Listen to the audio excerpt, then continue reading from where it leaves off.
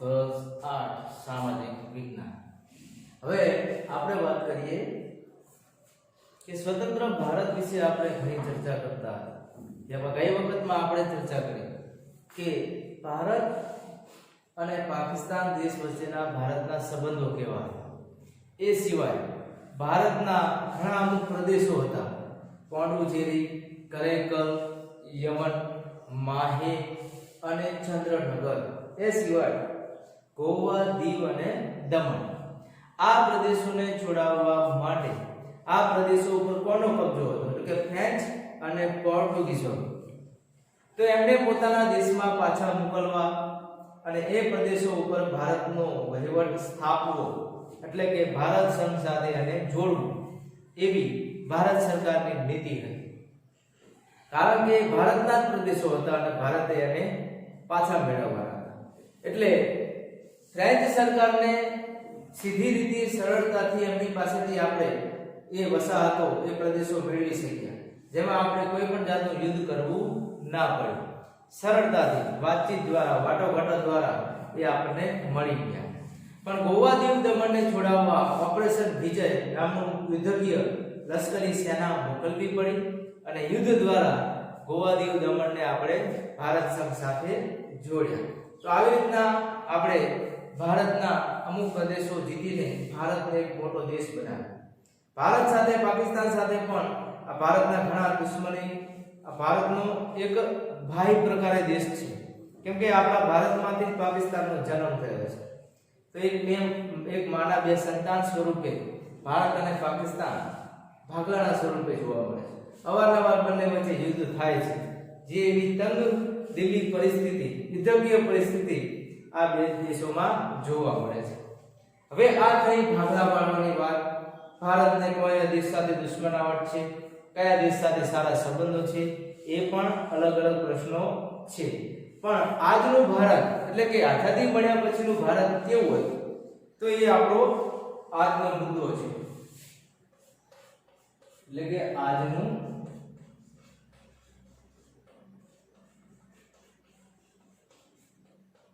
ભારત, તો આજનું ભારત કેવું છે એના વિશે આપણે અહીંયા ચર્ચા કરીએ।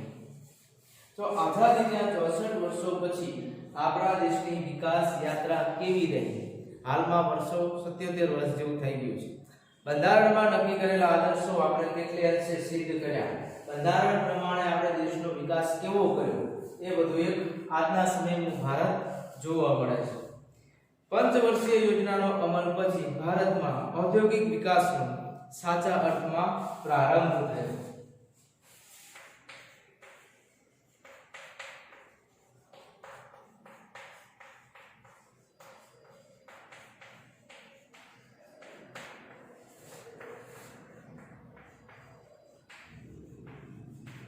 ઔદ્યોગિક વિકાસનો પ્રારંભ થયો।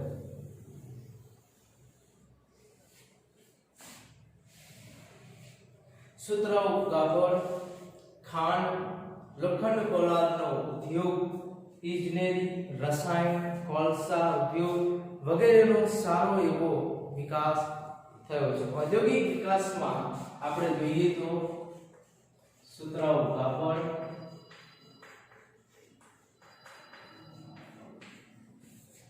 ખાંડ, લોખંડ પોલાદનો ઉદ્યોગ,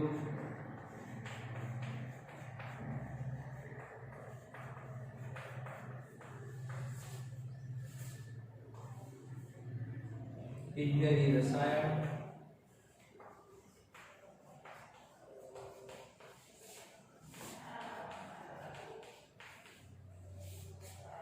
કોલસા ઉદ્યોગ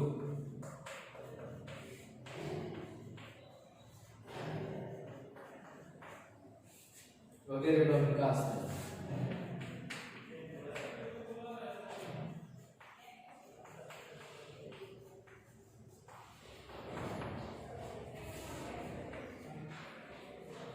આવા વિવિધ ઉદ્યોગોનો વિકાસ થયેલો જોવા મળે છે।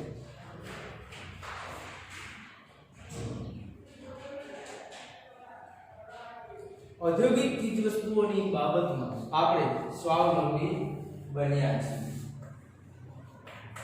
ઔદ્યોગિક ચીજવસ્તુઓની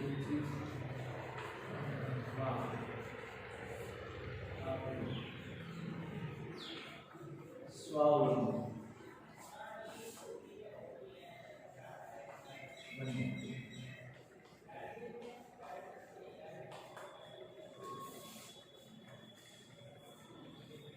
આ ઉપરાંત ઇલેક્ટ્રોનિક્સ તથા ઉર્જા, ખનિજ તેલ, કોમ્પ્યુટર, માઇક્રોચિપ્સ, ટેલિકમ્યુનિકેશન, સ્ટીલ, ખાતર, સિમેન્ટ અને પેટ્રોકેમિકલ જેવા ઉદ્યોગોને પણ વેગ મળ્યો છે. ખાસ કરીને રાસાયણિક ખાતર,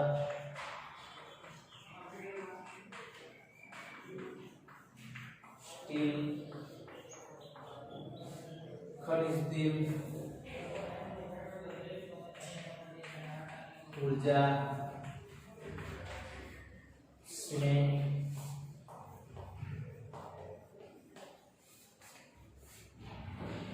petrochemicals,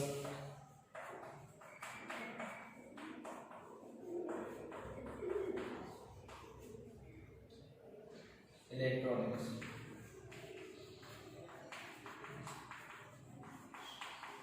વગેરે.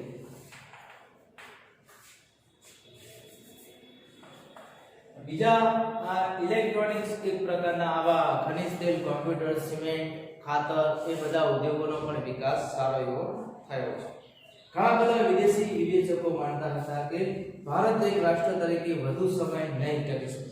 ઘણા લોકો એવું માનતા કે ભારતમાં સંઘ રાષ્ટ્ર તરીકે લાંબા સમય સુધી ટકી નહીં શકે. કેટલાક લોકો માનતા હતા કે ભારત લશ્કરી શાસન હેઠળ આવી જશે, પરંતુ આ આશંકાઓ નિર્મૂળ સાબિત થઈ. ભારત આજ દિન સુધી પ્રજાસત્તાક રાષ્ટ્ર છે.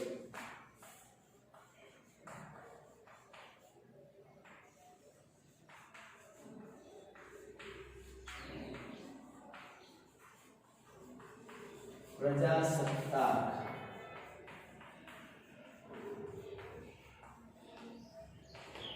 ઘણા એવા તજજ્ઞ વૈજ્ઞાનિક દેશો લોકો એવું માનતા કે ભારતમાં બંધારણ પ્રમાણે આ પ્રમાણે શાસન નહીં ચાલે, ભારત લશ્કરી શાસન હેઠળ આવશે, પણ એ બધું ખોટું પડ્યું.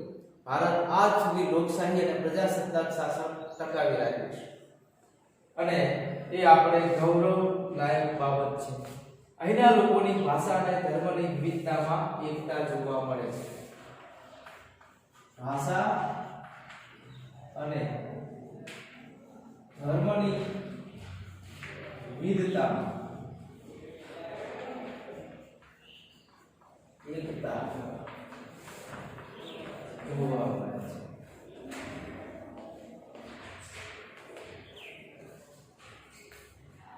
ઔદ્યોગિક, વૈજ્ઞાનિક, આંતરમાળખાકીય સુવિધા, કૃષિ અને ટેકનોલોજી વિકાસમાં રાષ્ટ્રે સારી એવી પ્રગતિ કરી છે.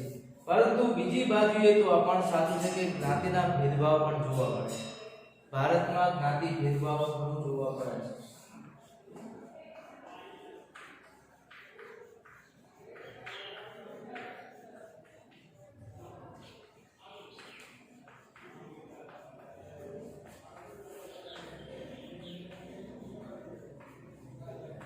દરેક ધર્મમાં અલગ અલગ જ્ઞાતિના લોકો રહે છે, છતાં પણ દરેક જ્ઞાતિના અલગ અલગ વિચારો હોય છે, અલગ અલગ રીત રિવાજો હોય છે, અલગ અલગ સંસ્કૃતિ હોય છે, છતાં પણ ભારત એક તરીકે રહે છે. બંધારણમાં ધર્મ નિરપેક્ષતાનો આદર્શ સ્વીકાર્યો હોવા છતાં જુદા જુદા ધાર્મિક સમૂહો વચ્ચે અથડામણ થાય છે. સૌથી વધુ પરેશાન કરતી બાબત એ છે કે ધનિક અને ગરીબ વર્ગ વચ્ચે અંતર વધતું જાય છે. ધનિક અને ગરીબ વચ્ચેનું અંતર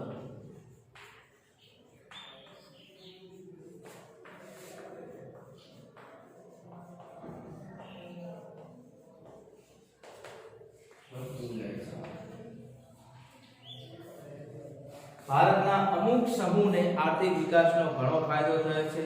તેઓ આલિશાન મકાનમાં રહે છે. બીજી બાજુ ઘણા બધા લોકો ગરીબી રેખા નીચે પણ જીવે છે.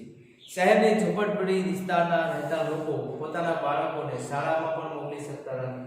મોંઘવારી અને ભ્રષ્ટાચાર અસહ્ય રીતે વધી રહ્યા છે. મોંઘવારી અને ભ્રષ્ટાચાર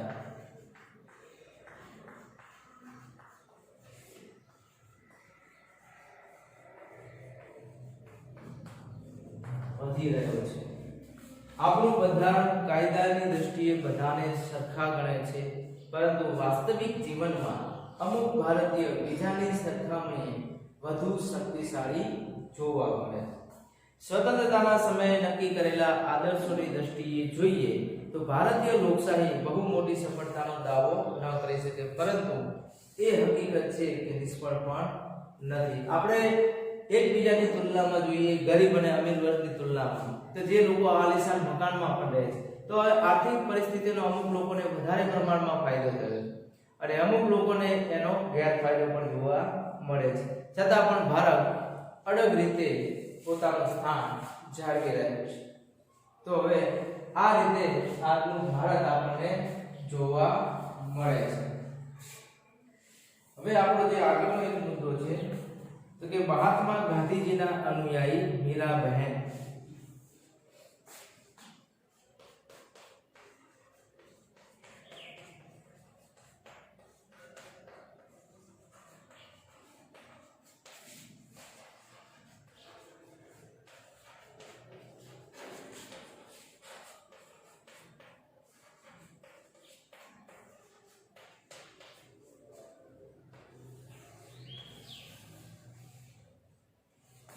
મહાત્મા ગાંધીજીની તરફેણ કરતા, મહાત્મા ગાંધી જેવા ગુણો ધરાવતા, એટલે કે મહાત્મા ગાંધી જેમ સત્યાગ્રહ કે વિવિધ પ્રકારની એમની માનસિક સ્થિતિ ધરાવતા બહેન મીરાબહેન છે. એમના વિશે થોડી ચર્ચા આ પાઠમાં કરવાની છે. આર્થિક નીતિઓને કારણે પર્યાવરણ પર પડેલી ખરાબ અસરો પર યોગ્ય ધ્યાન નથી આપવામાં આવ્યું. મીરાબહેને 1949 માં લખ્યું છે કે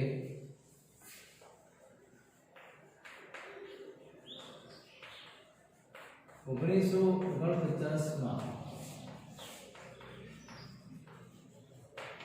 લખ્યું છે કે વિજ્ઞાન અને યંત્રો દ્વારા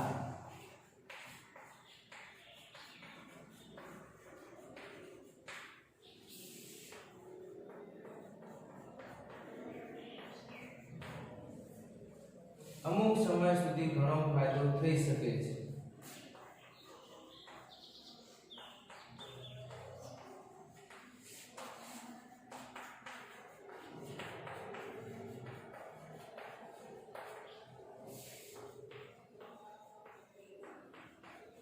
પરંતુ અંતે તબાહી જ મળશે.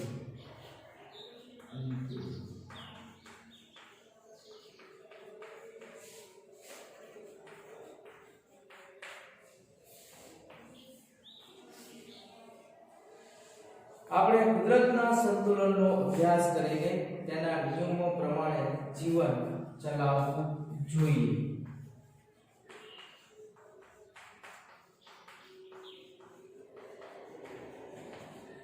સંતુલનનો અભ્યાસ કરીને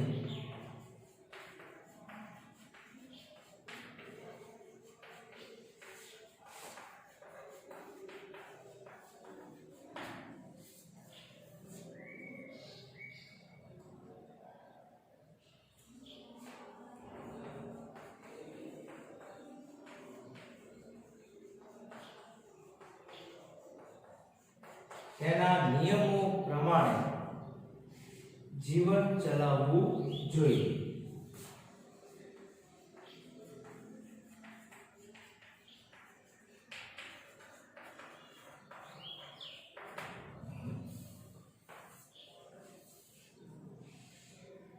ત્યારે જ આપણે સ્વસ્થ અને સભ્ય પ્રજાતિના રૂપમાં જીવતા રહી શકશું.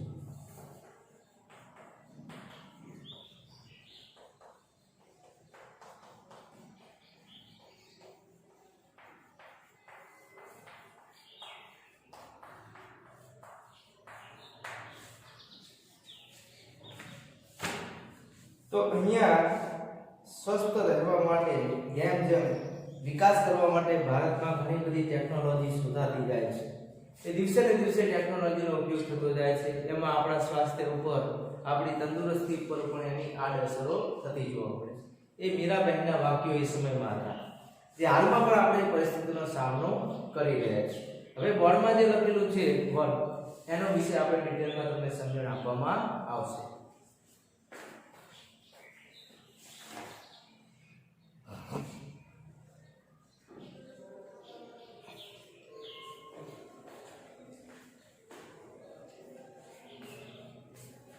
તો આપણો જે મુદ્દો છે આજનું ભારત, તો કે ભારત દેશને આઝાદી મળી 15મી ઓગસ્ટ 1947 ના દિવસે ભારતને આઝાદી મળે છે. એ પહેલા 14મી ઓગસ્ટ 1947 ના દિવસે પાકિસ્તાન દેશને આઝાદી મળી હતી. ભારતને આઝાદી મળ્યા પછી ભારતે સ્વતંત્રતાના દિવસો ઉજવ્યા. 15મી ઓગસ્ટ સ્વતંત્રતા દિવસ તરીકે એની ઉજવણી કરી. પછી ભારતને આખો સંઘ દેશ બનાવવા માટે 562 રજવાડાઓને એક કર્યા. સરદાર વલ્લભભાઈ પટેલ અને એમના સચિવ વીપી મેનન બંને મળીને 562 રજવાડાને ભારતમાં જોડવાનું કામ કર્યું. એમાં 3 રજવાડા જોડાયા ન હતા. એને પણ યુદ્ધ કરીને કે લોકોનો મત લઈને, પ્રજાનો મત લઈને પણ એને ભારતમાં જોડી દીધા, જે હૈદરાબાદ, જૂનાગઢ અને કાશ્મીર હતા. જેમાં એ સમયમાં કાશ્મીરને સ્વતંત્ર જાહેર કરેલું.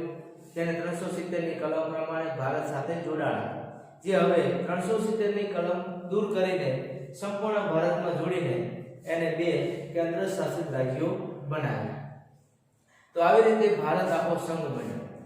પણ અંગ્રેજો ભારત છોડીને ચાલ્યા ગયા. એ પછીની વાત છે કે બીજા એવા પ્રદેશો હતા જેમાં ફ્રેન્ચ સરકાર અને પોર્ટુગલ સરકારના હાથમાં ફ્રેન્ચો હતા અને પોર્ટુગલના પોર્ટુગીઝ પ્રજાતિઓ હજુ પણ અમુક પ્રદેશો ઉપર કબજો જમાવીને બેઠા હતા. તો હવે ભારતની સંઘની વ્યવસ્થા મજબૂત બનાવવા માટે, આખો દેશ મજબૂત બનાવવા માટે એ ગુલામીમાં જે પ્રદેશો હતા બીજા દેશો પાસે, એ પણ ભારતે હવે મેળવવાના. તો એમાં પોર્ટુગીઝ, યનમ, માહે, ચંદ્રનગર ફ્રેન્ચ સરકાર પાસેથી મેળવવાના હતા. ગોવા, દીવ, દમણ પોર્ટુગીઝ સરકાર પાસેથી મેળવવાના હતા. તો એમાં પોર્ટુગીઝ ફ્રેન્ચ સરકારની સાથે બેઠક કરી, વાતચીત કરી, વાટાઘાટો કરી અને સરળતાથી એ પ્રદેશો આપણને મળી ગયા. જેમાં આપણે કોઈ પણ પ્રકારનું યુદ્ધ કરવું ના પડ્યું અને લોકોનો મત મેળવીને એ બધા પ્રદેશો ભારત સંઘ સાથે જોડ્યા અને એને કેન્દ્ર શાસિત પ્રદેશો બનાવ્યા. એવી રીતે ગોવા, દીવ, દમણનો પણ પ્રશ્ન હતો. એની સાથે પણ યુદ્ધ કરવા, એની સાથે વાતચીત, વાટાઘાટો શરૂ કરી પોર્ટુગલ સરકાર સાથે. પણ વાટાઘાટોમાં સફળતા મળી નહીં. એ પ્રદેશો ભારતને મળ્યા નહીં. તો ભારતે ઓપરેશન વિજય નામનું લશ્કરી અભિયાન શરૂઆત કરી, જેમાં જનરલ ચૌધરીના હાથ નીચે યુદ્ધ કરવામાં આવી.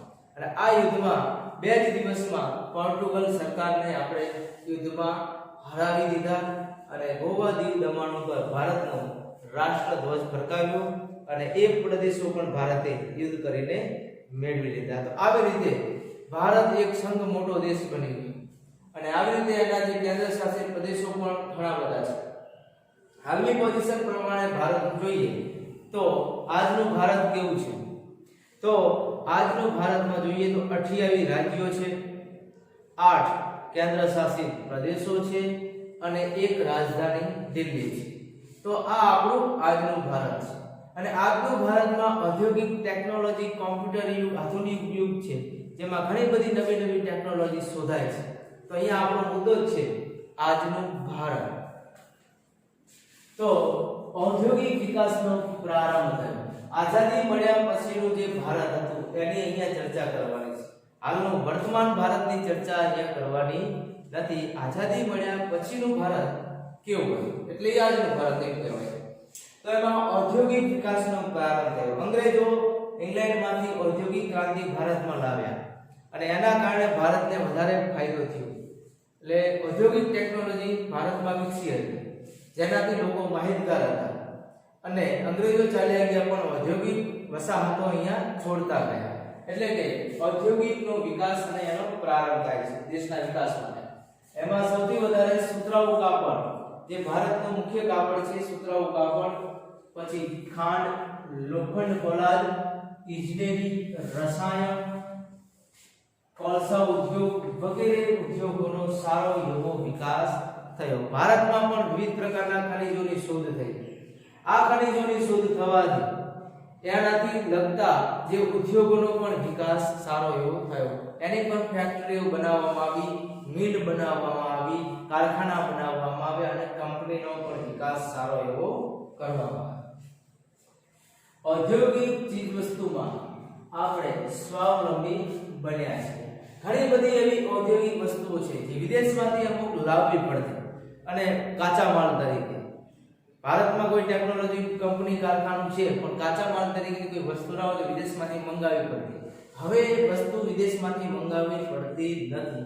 ભારત સ્વાવલંબી દેશ બન્યો છે. ભારતમાં ઘણી બધી ખનિજો મળે છે. એના દ્વારા લોખંડ પોલાદના ઉદ્યોગો વિકસ્યા, સુતરાઉ કાપડના ઉદ્યોગો, વિવિધ પ્રકારની ટેકનોલોજીના ઉદ્યોગોનો વિકાસ થયો છે.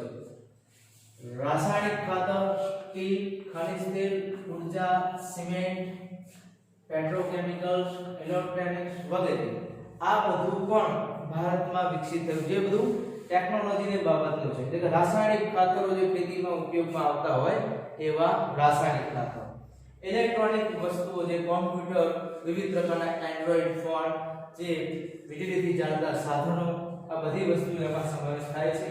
ઉર્જાનો વિકાસ, 24 કલાક વીજળી મળે એવા પ્રયાસો સરકાર દ્વારા થયા છે. સિમેન્ટ છે, પેટ્રોકેમિકલ્સ છે, જે પેટ્રોલ, ડીઝલ, નેફ્થા, કેરોસીન જે કંઈ છે એ બધું. ભારત આજ દિન સુધી પ્રજાસત્તાક રાહ પર ચાલે છે. ભારતને 26મી જાન્યુઆરી 1950 ના દિવસે ભારતમાં બંધારણ અમલમાં આવ્યું. આ બંધારણ પ્રમાણે આખા દેશનું શાસન ચાલે છે. આખા દેશનું શાસન બંધારણ પ્રમાણે ચાલતું હોવાથી પ્રજાના હાથમાં સત્તા આવેલી છે. એટલે કે લોકશાહી દેશ છે. ચૂંટણી પદ્ધતિ ભારતમાં છે. લોકો ચૂંટણીમાં મત જેને આપે એ સત્તા ઉપર આવે એટલે લોકોના હાથમાં સત્તા છે એમ કહેવાય. એટલે પ્રજાસત્તાક કહેવાય છે. એટલે પ્રજાસત્તાક દિન તરીકે 26મી જાન્યુઆરીને આપણે ઉજવીએ છીએ. એટલે કે આજ દિન સુધી પ્રજાના હાથમાં સત્તા છે અને એ પ્રમાણે આખો દેશ ચાલે છે. ઘણા બધા લોકો એમ માનતા એ સમયના કે ભારત લાંબા ગાળા સુધી આ બંધારણ પ્રમાણે નહીં ચાલે, એટલે કે લશ્કરી શાસન નીચે આવી જશે, ભારતનો વહીવટ બરોબર ચાલી શકશે નહીં. પણ એ બધા ખોટા પડ્યા. ભારતનો વહીવટ આજ સુધી બંધારણ પ્રમાણે પ્રજાસત્તાક રાહ પર ચાલી રહ્યો છે. ભાષા અને ધર્મની વિવિધતામાં એકતા જોવા મળે છે. આપણા ભારતમાં ઘણા બધા ધર્મ છે. હિન્દુ, મુસ્લિમ, શીખ, પારસી, જૈન, બૌદ્ધ, ખ્રિસ્તી આ બધા ધર્મના લોકો ભારતમાં વસવાટ કરે છે. એ સિવાય અલગ અલગ રાજ્યોમાં અલગ અલગ ભાષા બોલનારા લોકો પણ વસવાટ કરે છે. એટલે કે ભાષામાં વિવિધતા છે, ધર્મમાં વિવિધતા છે, સંસ્કૃતિ દરેકની અલગ છે, રીત રિવાજ અલગ છે, છતાં પણ આ વિવિધતામાં એકતા ભારતમાં જોવા મળે છે. ભારતમાં જ્ઞાતિ ભેદભાવ પણ જોવા મળે છે. જે અલગ અલગ ધર્મ છે, દરેક ધર્મમાં અલગ અલગ જ્ઞાતિ પણ હોય છે. તો દરેક જ્ઞાતિમાં ભેદભાવ પણ જોવા મળે છે. જ્ઞાતિ ભેદ પણ આપણા દેશમાં હાલમાં પણ જોવા મળે છે. અસ્પૃશ્યતા જોવા મળે છે, આભડછેદ પણ તમને જોવા મળે છે. એ ભવિષ્યમાં એ પ્રમાણે જોવા મળે છે. ધનિક અને ગરીબ વચ્ચેનું અંતર પણ વધતું જાય છે. ગરીબ લોકો વધારે ગરીબ થતા જાય છે, ધનિક લોકો વધારે ધનિક થતા જાય છે. એ પ્રમાણેનું જે શેડ્યુલ છે જે એક જ ધારું ચાલ્યું આવે છે કે ગરીબ છે એ ઝૂંપડપટ્ટી છોડી શકતા નથી, અમીર વર્ગ આલિશાન મકાનોમાં રહેવાની ટેવાયેલા છે. તો એ પ્રમાણે પણ આપણા ભારતનો વર્ગ જોવા મળે છે. મોંઘવારી અને ભ્રષ્ટાચાર વધી રહ્યા છે. દિવસે ને દિવસે દરેક જગ્યાએ વસ્તુના ભાવ વધતા જાય છે, એટલે કે મોંઘવારી વધતી જાય છે. સરકારી અધિકારી હોય કે રાજકીય અધિકારી હોય, કોઈ મંત્રી હોય કે સરકારી ઓફિસરો હોય, ચૂંટણી પદ્ધતિથી જીતીને આવ્યા હોય કે રસ્તાઓ બનાવવા હોય, ગામ કોઈ વિકાસ કરવો હોય, બધી જગ્યાએ ભ્રષ્ટાચાર જોવા મળે છે. તો ભ્રષ્ટાચાર પણ વધતું જાય છે, મોંઘવારી પણ વધતી જાય છે, જે લાંબા ગાળા પછી દેશનો વિનાશ કરી શકે એવી સ્થિતિ છે. તો આ પ્રમાણે આજનું ભારત જોવા મળે છે. જે દિવસે ને દિવસે એમાં નવી નવી ટેકનોલોજી શોધાતી જાય છે, એ પ્રમાણે એ દેશનો વિકાસ તો થાય છે, પણ એ પ્રમાણે ધીમે ધીમે માણસો પોતાનું અસ્તિત્વ પણ ખોઈ બેઠા છે. તો આગળનો મુદ્દો છે મહાત્મા ગાંધીજીના અનુયાયી મીરાબેન. એટલે કે મહાત્મા ગાંધી જે રસ્તા ઉપર ચાલતા સત્યાગ્રહના, એ રસ્તા ઉપર જ મીરાબહેન ચાલતા. જેવું મહાત્મા ગાંધીજીનું માનસિક સ્થિતિ વિચારસરણી હતી, એ પ્રકારે મીરાબહેનની પણ વિચારસરણી હતી. તો મીરાબહેને 1949 માં લખ્યું છે કે વિજ્ઞાન અને યંત્રો દ્વારા અમુક સમયે ફાયદો થાય. નો ડાઉટ સાચી વાત છે, વિજ્ઞાન અને યંત્રો દ્વારા આપણને ઘણો ફાયદો થાય છે, પણ લાંબા ગાળા સુધી એ ફાયદો થશે નહીં, એનાથી નુકસાન થવાની શક્યતા વધારે છે. જેમ તમે ઘણી બધી બાબતમાં જોવો છો, ગરમીનું પ્રમાણ વધતું જાય છે, ઠંડીનું પ્રમાણ વધતું જાય છે, વરસાદ અનિયમિત છે, અનિશ્ચિત છે, ક્યારે કેવા પ્રકારનું વાતાવરણ સર્જાય, ઉનાળો હોય તો અમુક સમયે વરસાદ પડી જાય, શિયાળામાં વરસાદ પડી જાય, ચોમાસામાં પણ સમયે સમયે વરસાદ પડતો નથી, પડે તો ઘણો બધો વરસાદ પડે, અને કોઈ એક જગ્યાએ વરસાદ પડે તો એના બીજા સામેના વિસ્તારમાં કોઈ જગ્યાએ વરસાદ પડતો પણ નથી. તો આ બધી સ્થિતિ ગ્લોબલ વોર્મિંગની પરિસ્થિતિ જે ઉનાળામાં ખાસ જોવા મળે, જેથી ઘણા બધા લોકો ગરમીના કારણે મૃત્યુ પામે છે. તો આ બધી પરિસ્થિતિ આ નવી નવી ટેકનોલોજી શોધવાના કારણે થાય છે. ઓઝોન સ્તર જે આ તાપને રોકે છે, ગરમીને અટકાવે છે, એનું પ્રમાણ ઘટતું જાય એટલે ગરમીનું પ્રમાણ, તાપનું પ્રમાણ વધતું જાય છે. તો આવી રીતે કુદરતની જે સાંકળ છે એને આપણે તોડી નાખી છે વિવિધ ટેકનોલોજીનો ઉપયોગ કરીને. પણ ફાયદો થયો છે, પણ એની સામે નુકસાન પણ ઘણું જોવા મળશે, પરંતુ અંતે તબાહી પણ છે. એટલે કે એનાથી જ આપણને ઘણું નુકસાન થશે. હાલમાં તમે જુઓ છો કોરોના મહામારી ફેલાય, તો કોરોના વાયરસ ક્યાંથી આવ્યો, આ એક મહત્વનો મુદ્દો છે. તો આપણે સ્વાભાવિક રીતે વિચારી શકીએ કે આ કુદરતે સર્જન કરેલું નહીં હોય.